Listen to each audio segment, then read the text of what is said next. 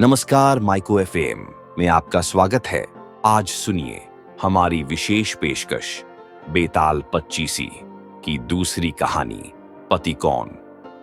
यमुना के किनारे धर्मस्थान नामक एक नगर था। उस नगर में गणाधिप नाम का राजा राज करता था। उसी में केशव नाम का एक ब्राह्मण भी रहता था। ब्राह्मण यमुना के तट पर जप तप किया करता था। उसकी एक पुत्री थी जिसका नाम मालती था। वह बड़ी रूपवती थी। जब वह ब्याह के योग्य हुई तो उसके माता पिता और भाई को चिंता हुई।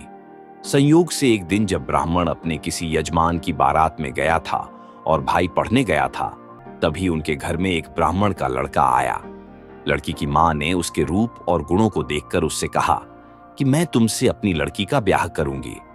होनहार की बात कि उधर ब्राह्मण पिता को भी एक दूसरा लड़का मिल गया और उसने उस लड़के को भी यही वचन दे दिया। उधर ब्राह्मण का लड़का जहां पढ़ने गया था, वहां वह एक लड़के से यही वादा कराया। कुछ समय बाद बाप बेटे घर में इकट्ठे हुए तो देखते क्या हैं कि वहां एक तीसरा लड़का और मौजूद है। दो उनके साथ आए थे। अब क्या हो? ब्राह्मण, उसका लड़का और ब्राह्मणी बड़े सोच में पड़े। दैवयोग से हुआ क्या कि लड़की को सांप ने काट लिया और वह मर गई। उसके बाप, भाई और तीनों लड़कों ने बड़ी भाग दौड़ की। जहर झाड़ने वालों को बुलाया, पर कोई नतीजा न निकला। सब अपनी अपनी करके चले गए। दुखी होकर वे उस लड़की को श्मशान में ले गए और क्रियाकर्म कर आए। तीनों लड़कों में से एक ने तो उसकी हड्डियां चुन ली और फकीर बनकर जंगल में चला गया। दूसरे ने राख की गठरी बांधी और वहीं झोपड़ी डालकर रहने लगा। तीसरा योगी होकर देश देश घूमने लगा। एक दिन की बात है, वह तीसरा लड़का घूमते घामते किसी नगर में पहुंचा और एक ब्राह्मणी के घर भोजन करने बैठा। जैसे ही उस घर की ब्राह्मणी भोजन परोसने आई कि उसके छोटे लड़के ने उसका आंचल पकड़ लिया। ब्राह्मणी से अपना आंचल छूटता नहीं था। ब्राह्मणी को बड़ा गुस्सा आया। उसने अपने लड़के को झिड़का, मारा, पीटा।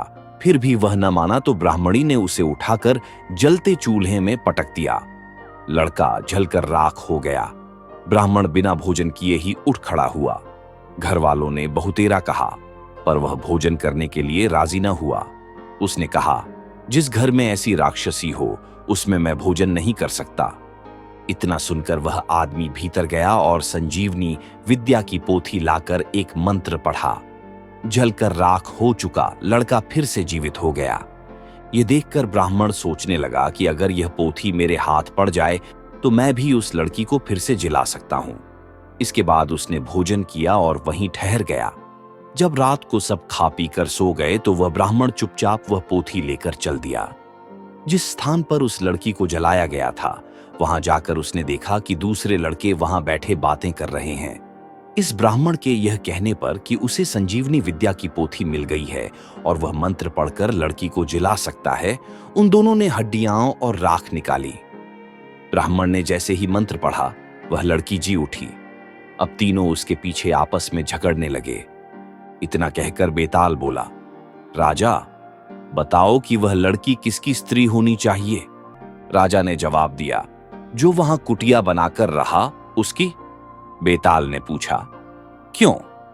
राजा बोला, जिसने हड्डियां रखी वह तो उसके बेटे के बराबर हुआ। जिसने विद्या सीखकर जीवन दान दिया वह बाप के बराबर हुआ।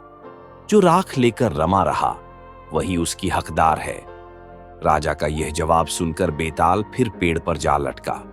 राजा को फिर लौटना पड़ा और जब वह उसे लेकर चला तो बेताल ने तीसरी कहानी सुनाई। धन्यवाद। अगर आपको यह कहानी पसंद आई हो तो हमारे चैनल माइको एफएम को जरूर सब्सक्राइब करें। मिलते हैं बेताल पच्चीसी की अगली कहानी में।